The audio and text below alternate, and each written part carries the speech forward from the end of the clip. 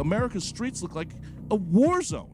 This is a multi-billion-dollar industry where they've taken advantage of federal dollars for so many years. At Turning Point USA's AmFest conference, I sat down with Jonathan Choe, a reporter for Turning Point USA's Frontlines and a senior journalism fellow at the Discovery Institute. He's been investigating Antifa and the homelessness epidemic in America. These so-called experts in the medical community, instead of getting people into treatment and recovery, have been giving away free meth pipes, fentanyl foil, and needles. This crisis isn't just about failed policies.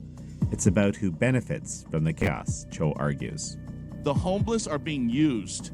Antifa, the far-left activists, they want to keep the tent encampments on America's streets to show that capitalism isn't working. This is American Thought Leaders, and I'm Yanya Kellick.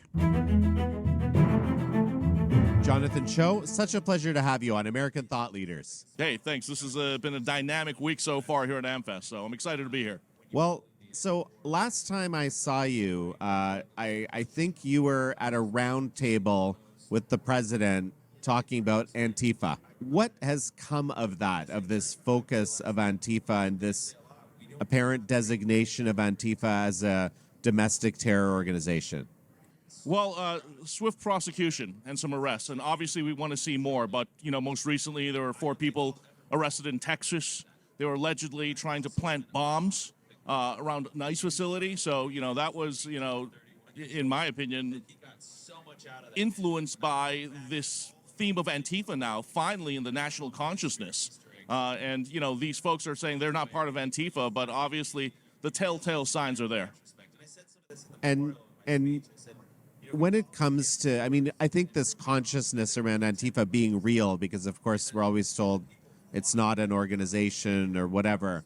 I'm trying to understand, is this something that's actually being impacted? Of course there was this arrest, but is this something, because it's a loose network in many cases, right? So it's hard to kind of pinpoint. Is this actually in the process of being dismantled? Well, look, bottom line, let me be very clear. I'm on the front lines of these protests in Seattle and Portland and other parts of America. And when people are wearing all black bloc and waving flags that literally say Antifa, I'm going to take them at face value, okay? So there's no doubt about that. And then when destruction, chaos, destabilization of a city because of their violence, that's Antifa. I'm going to take them at face value. Now, in terms of prosecutions, that's not my job. It's on the administration now. It's on the feds. Local authorities barely doing anything about it, unfortunately. Still. And that's the problem, right? And look, I can only speak about what's happening on the front lines in Portland. Right now, there is a lawsuit filed by my colleague Nick Sorter, who was also part of that White House roundtable, where they're now trying to figure out if Portland PD actually colluded with Antifa leaders in terms of communication. So that's going to be really interesting to find out. But this is an issue that is going to be going into the new year, and we're hoping to see more prosecutions. Okay. Well, so let's put a pin in that. The big issue that you work on with Discovery Institute, which, by the way, is an organization I deeply value, is around this issue of the homeless industrial complex and homelessness more broadly. Now, it seems like that itself is being impacted also by the policies of this administration. Yeah, it's been a real privilege being a part of Discovery's media team for the past 3 years now. We're going into our 4th year there. I primarily focus on the Fix Homelessness initiative, where we, tell stories about the homeless drug crisis that has ravaged many cities in America, especially on the West Coast. Crazy enough, the top 3 states with the most homelessness in America are here's the order: California, New York, then Washington, where I live. Can you believe Washington is number 3? So with that said, we've had senior fellows from Discovery Institute now go to the U.S. Department of Housing and Urban Development, and they're creating and crafting the policies for the Trump administration. So Trump's most recent executive order that essentially takes money from these failed housing first initiatives, where for the past decade they've been giving away apartments, studios, no questions asked, no requirements to, get jobs, no requirements to go into detox at the expense of taxpayers to people living on the streets. That hasn't been working, so now they're going to be taking those federal funds and putting it towards programs that focus on detox. that focus on treatment, that focus on dealing with mental illness. So we believe there's going to be big change.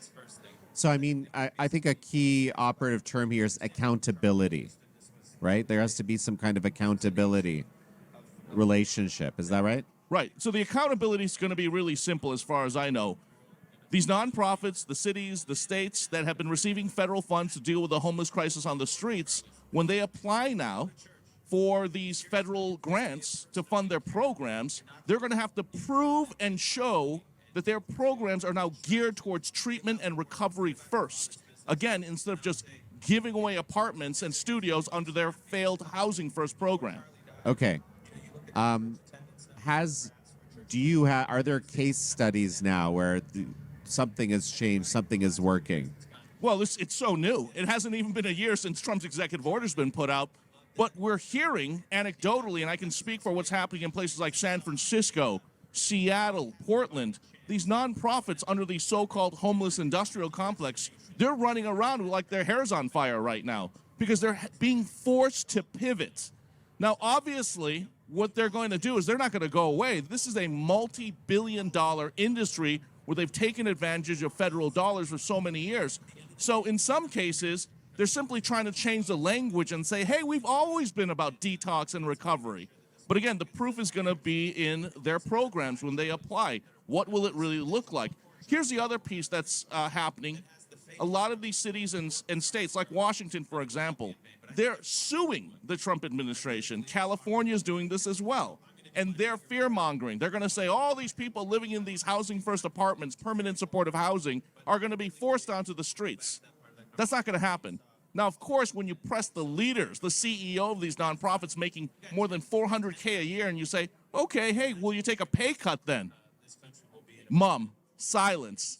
So again, it really has been a grift for so many years. I want to be really careful at the same time not to throw everyone in the same basket, because there are nonprofits that have been doing good work. Groups like Salvation Army, Union Gospel Mission. But again, these are faith-based groups in many cases that have not been taking the federal funds. I think a lot of that money is now going to be deployed into those types of working programs. Fascinating. Okay, so tell me a little bit about what you have seen in your reporting, and maybe we'll include some of the video that you've taken in these areas. But tell me about, over the last several years that you have been working with the Discovery Media team, what you saw, what you found. Well, look, unfortunately, my punchline now is the video don't lie. I'm seeing crime, chaos, and death on the streets of America. I mean, Seattle looks like a third world country right now. You have tent encampments in the downtown core and taking over public parks.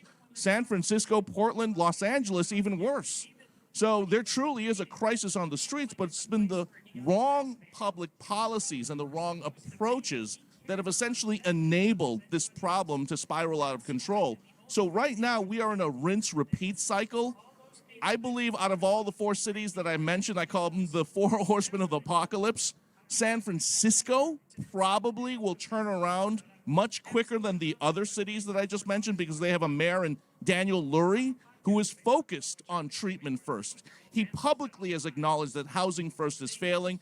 And here's the other piece to this equation, something called harm reduction. Your audience may not know what this is, but for years now, the so-called experts in the medical community, instead of getting people into treatment and recovery, have been giving away free meth pipes, fentanyl foil, and needles. Now, I get it. During the 80s, during the AIDS crisis, we needed clean needles. And in many ways, I'm still for clean needles. But what do you need free meth pipes for? What do you need fentanyl foil for? The DEA has said one pill can kill. So why are we allowing these people to smoke fentanyl and enabling them to do that with these kits? Makes no sense. Hey, if you enjoyed this clip, I've interviewed over 1,000 thought leaders, people who are mavericks in their fields. These interviews all live here in the link below. We have an incredible deal going on today. Check it out. What change have you seen over those 3 years that you've done this work? Well, I think there are, and I know for a fact, I think the establishment, some of the politicians who have presided over this failure, they're starting to realize the current plan is not working.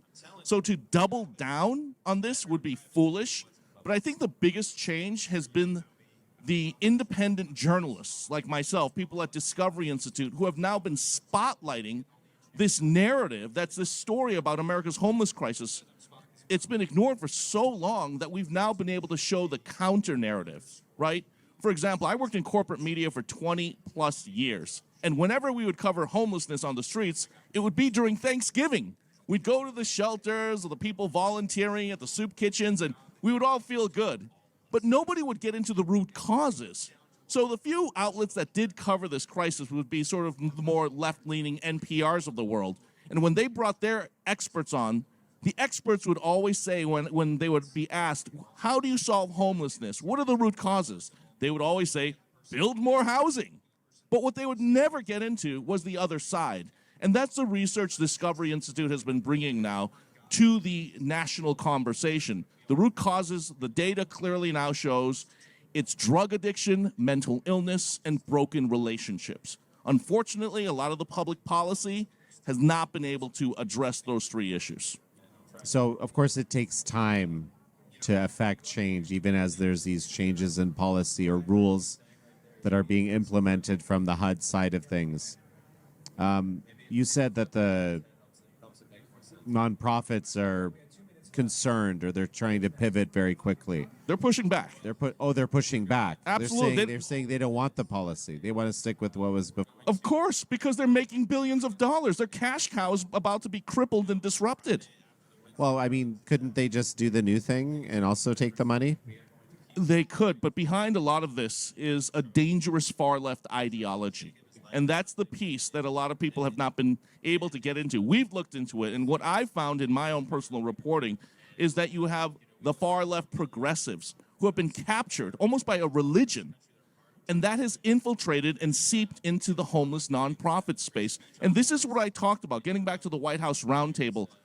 Out of my 12 colleagues who've covered Antifa on the front lines and the protests, and I've done that as well, what we brought was a joint study with Capital Research Center and Discovery Institute, and we presented that to the Trump administration. And part of that data and research showed that there was an intersection between Antifa violent militants and the homeless nonprofit space. In other words, a lot of the Antifa folks, when they weren't trashing the streets, their day jobs would be in the nonprofit homelessness space. So a lot of their ideas to bring communism, Marxism, to destabilize America, to usher in a brand new communist revolution, that's part of the homeless industrial complex now, and that's what we called out. Fascinating. So just how big is this overlap? It's hard to quantify. To answer, to be perfectly blunt, it's there. It's in pockets, and it's in places like San Francisco, but especially in places like Portland and Seattle, again, where I have personally reported. I'm connected to pretty much everybody in the homeless outreach space. And these homeless outreach workers, during sweeps, when they're trying to get these men and women into shelter, you have Antifa members who are essentially blocking them and preventing the homeless from being taken into housing, essentially. Basically, you're kind of telling me here that the homeless have been, unwittingly employed as tools in the revolution or something. 100% right. In other words, the homeless are being used.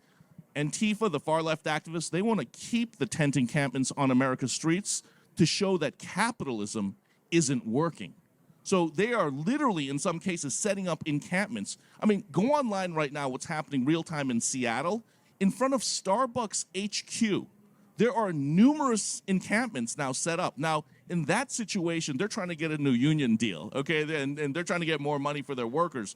But a lot of those folks, these professional activists who also protest, in the homeless space, they cross over worlds as well. So they're working in unison. So it is this very interesting constellation network of activists, protesters, working in various nonprofit spaces. And what they try to do at the end of the day, it's about wrecking capitalism. While working on the ground, what's the craziest thing you've encountered? I mean, the craziest, I guess, and the saddest at the same time is seeing children, babies. I did a story last year where we uncovered an infant sleeping with her mom in an encampment, and we asked the mom point blank, why don't you go into a shelter? There are people who will put you up in a hotel to transition until you can get an apartment. And it was always the relationship with another guy. the guy who was addicted to the drugs staying on the streets, and she wanted to be with her baby daddy. So that's, in many cases, what's been preventing these families from getting into safer, more stable situations, because you have a family member addicted to drugs on the streets. And let me be very clear, this isn't like the crack and cocaine epidemic of the 80s. This is fentanyl. We've never seen a drug like this. It's been the game changer. So I was in San Francisco very, very recently, couple of weeks back, and I made a point of kind of going through different parts of the city, even the Tenderloin, which is kind of known to be the most, let's say, populated with people who have mental illness and no housing, and it really did look different. Like I saw, I think there's been a significant impact. Because I was there a year before, and it really didn't look good at all. So it's possible to shift pretty quickly, it seems to me. You mentioned you thought San Francisco would be first. Right, and it comes down to leadership. It comes down to surrounding yourself with truth tellers. It comes down to administrations getting rid of these activists who essentially want to keep the status quo. And in San Francisco, I want to be very clear, Daniel Lurie inherited a mess that's been in the making for several decades now. So it's not going to change overnight. But clearly, the other key piece to this is law enforcement, bringing the police to actually enforce drug laws that are already on the books, as opposed to a lot of these progressives now, especially in Seattle. We're dealing with a mayor-elect in Katie Wilson, and on the campaign trail, she said she would not clear homeless encampments in parts of the city. She wanted to make sure that people would not be moved until they get apartments. That's just unrealistic. And that's the type of ideology, strategy that these cities are under, and they're failing. What do you think, based on your work, based on this treatment first approach that you've been looking at the research around, what is the kind of correct process for a city to take? Well, I believe the cities right now that are dealing with the current homeless drug crisis on the streets, first of all, have to acknowledge that the current plan is not working and that it's been a mistake. And that's probably the hardest thing to do for many of these politicians who have put their reputations on the line, and nobody wants to get behind a failed public policy.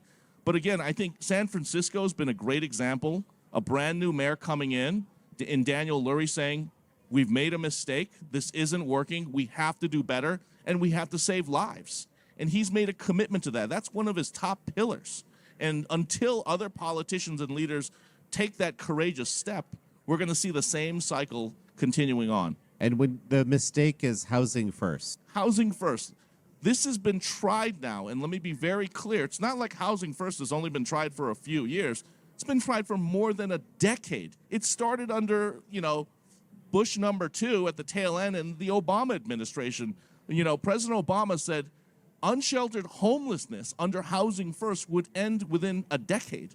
It's been 12 years now, and it's still failing. And it wasn't until President Trump and his administration finally came in and realized, my God, America's streets look like a war zone. How did we get to this point?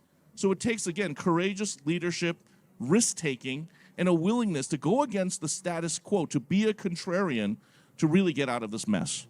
There's this idea of a kind of extreme sort of liberalism, right? When you're saying, well, I don't want to force anyone to do anything. That's right. I don't want them to, I can't stop them from taking their drug because it would be wrong for me to force them, coerce them, or whatever. The other view is, and from everybody that I've talked on the street with ever, who's made it off the street, they've said someone came in and there was an intervention, I got arrested. I mean, there's many scenarios, but it all had to do with them being kind of almost forced off the street in some way. In some cases, it was a family member. But, okay, so what does it look like to do treatment first? Is there's an element of coercion here? Do people have to make those decisions on their own? How does this work? You pretty much described what treatment first should look like. That does require intervention. It does require offers to go into treatment. And it should be easier to go into treatment facilities. One of the biggest issues right now in places like Seattle is that we don't have enough treatment facilities that are easily accessible. Treatment facilities should be next to every single housing first facility, as far as I'm concerned. And we assume, the taxpayers, the voters assume that this treatment and recovery is in these buildings where the homeless have essentially been warehoused. But that's not the case at all. In fact, you don't even have enough workers to deal with these people. So what you're doing is pretty much shoving drug addicts, mentally ill people under the same roof as people who may be just a step away from getting that treatment and back into society under a one-size-fits-all approach. And it's been awful. You have, in some cases, drug dealers living in these housing first facilities. So number one, we've got to make treatment much easier to access. It's such an easy target, right? If you have people who are, just coming off of drugs or just addicted, I mean, what better place to sell drugs, I guess, right? Right. You have the ecosystem right there. Why not live there and benefit? And it's very little vetting that's been going on. And here's the other piece that's really, in my opinion, sinister. You have these outreach workers who are getting millions in taxpayer dollars, and I've seen it with my own eyes. They're not offering treatment and recovery. They simply go and check on people, give them a granola bar, a bottle of water, and ask, hey, do you need any other supplies? They're just keeping them there. The outreach that I see that's been working is direct intervention, saying, hey, you can't camp on this public sidewalk. Here are the options. I will physically take you to treatment and detox. If they refuse, bring in the cops. At the end of the day, we're at a point right now we have to make a address. And as you said, there have been numerous people now, hundreds, thousands of people who have had testimonies that this 72-hour detox, and let me be very clear, we're not talking about permanent prison just for camping on the streets or being a drug addict. We're saying it's temporary. Get your mind cleared, and from that point on, after release from jail, you're going straight into detox and recovery. That is the key. That's what needs to be implemented, so we'll have to wait and see if that's going to be the approach. Oh, well, this is absolutely fascinating. So this connection, I still keep thinking about this connection between Antifa and the homeless complex. Where else are these connections that you found? Because I'm sure you've found others as well. Like, what other systems is Antifa connected into? Well, look, I've been covering Seattle now for the past 6 years. I'm from Boston, the East Coast. I talk to my reporter friends in that market. They have no idea what Antifa even is. So it really, in my experience, has been more of a West Coast phenomenon. So what I've seen, again, is Antifa in the homeless space, but also in these government nonprofit spaces as well, the areas that focus on DEI implementation, for example, LGBTQ, transgender nonprofits. That's where I see a lot of these disenfranchised workers, embedded. So you have this ecosystem. You have the DEI, you have the LGBTQ community, the homeless space, the drug addiction space, all in cahoots with one another. And that's what I've seen. And I mean, using federal money or state money. Yeah, indirectly. Because essentially these alleged Antifa members are getting salaries from these nonprofits, right? Now, obviously, there's no carve-out for, this goes to our Antifa militants who act as muscle during homeless encampment sweeps so we can, block the cops from moving our homeless, friends out on the streets. So you don't have anything blatant such as that, but just the direct funding to some of these nonprofits. And that's what the White House right now is looking at as well, the money trail. The funding from the Tides Foundation, from Open Societies Foundation, from Soros. It's all there in writing. And until that funding network gets dismantled, we're going to see, again, more of the grift, more waste when it comes to federal dollars. Okay. Well, Jonathan, this has been a fascinating conversation for me. A final thought as we finish up? Final thoughts. Again, I cannot emphasize the importance of independent media now in this information war that we are clearly in. We're in this mess partly due to the fact that only one side of this narrative has been put out there. The housing first, we've got to get more affordable housing, and the narrative about drug addiction, mental illness, and broken relationships. 9 out of 10 people I interview on the street say they were kicked out from their home because they had an abusive parent or they had a drug addiction. It wasn't a lack of housing. Here's the other secret. A lot of these folks, if we can help restore those relationships, they don't need new housing. They just need a bus ticket back home to mom and dad. So I think that's been one of the biggest insights that I've seen on the streets in the past year. Well, Jonathan Choe, it's such a pleasure to have had you on. Thanks again.